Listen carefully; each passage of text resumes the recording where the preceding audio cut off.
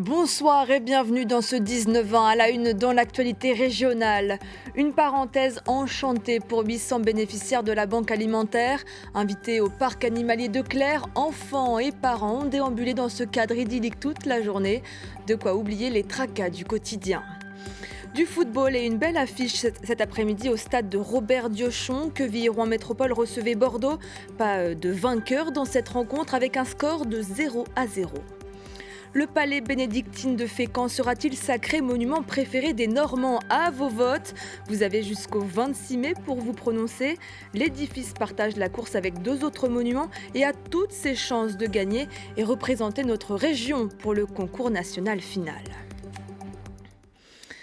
C'est un moment d'escapade qui fait du bien. Ce matin, 800 bénéficiaires de la banque alimentaire se sont retrouvés au parc animalier de Clères, au nord de Rouen.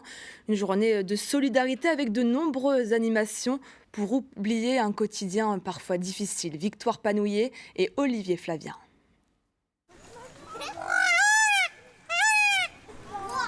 Un point. Mais pas que. Flamants roses et pélicans sont eux aussi scrutés par des yeux intrigués.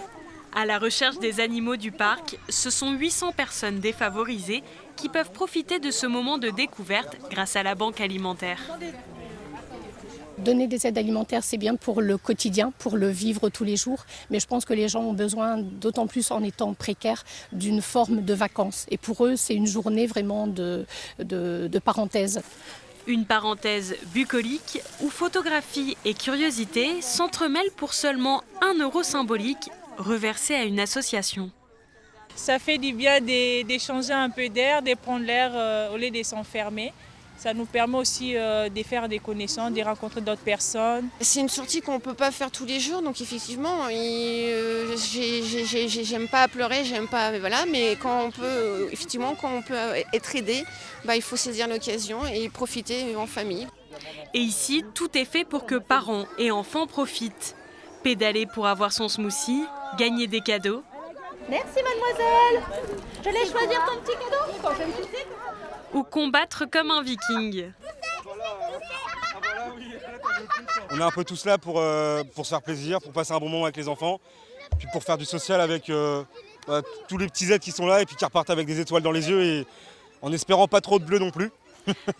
Règle d'or de la journée, s'amuser tous ensemble et reporter à demain les soucis du quotidien.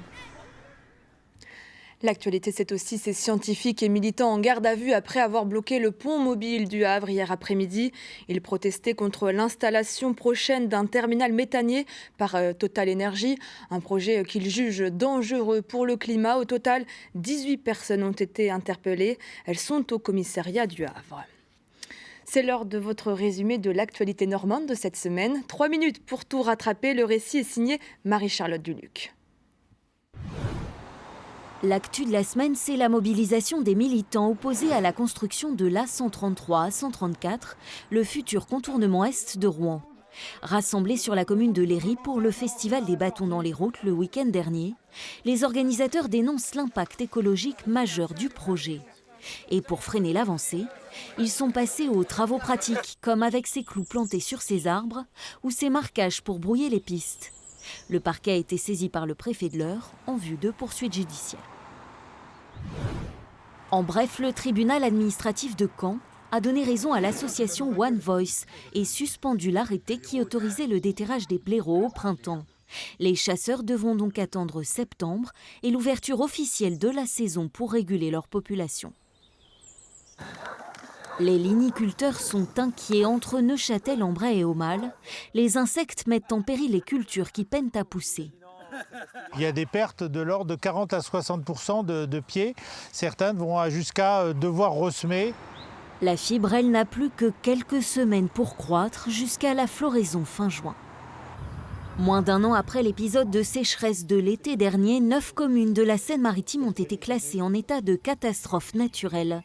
Les habitants dont les maisons ont été fissurées ont jusqu'à début juin pour se signaler et espérer être indemnisés. L'école des Mondonnais dans le Calvados changera-t-elle de nom ? Baptisée Pierre Lefebvre il y a plus d'1 an du patronyme d'un ancien instituteur, La plaque en son honneur aurait fait ressurgir des souvenirs douloureux. Des dizaines de témoignages racontent aujourd'hui les mauvais traitements administrés par le maître à ses élèves. Un collectif réclame son retrait. Le tribunal administratif devrait se prononcer d'ici quelques semaines. Le chiffre, c'est celui des 220 km qui vont devenir flux libres sur l'A13, c'est-à-dire sans péage physique d'ici 2027. 14 installations seront supprimées. À la place, les automobilistes devront payer avec un badge de télépéage, sur des bornes à l'extérieur ou régularisées sur Internet. À la clé, des économies de temps et de carburant. Sur le web, l'histoire du septuagénaire de Bernay vous a fait réagir. Le jour de ses 55 ans de mariage, il a eu la surprise avec sa compagne de voir débarquer les gendarmes après avoir accroché une banderole anti-Macron devant son domicile. En guise de cadeau, il a écopé d'un stage de citoyenneté. On a remis tous les boutons, on a mis le compteur. Il y a moins de problèmes dessus que sur les voitures de maintenant. Des heures de travail pour restaurer cette Jeep endommagée est prêtée par le mémorial de Caen à des lycéens en filière professionnelle. À l'heure de la restitution, il semble bien ému. Voir notre travail exposé, c'est le rêve d'une vie. C'est le 3e véhicule à être réparé par une classe, une façon de perpétuer l'histoire. Du football à présent et cette belle affiche de Ligue 2 cet après-midi. Queville-Rouen Métropole accueillait Bordeaux, le dauphin du Havre. Score final 0-0 dans une rencontre peu spectaculaire comme nous le raconte François Verly.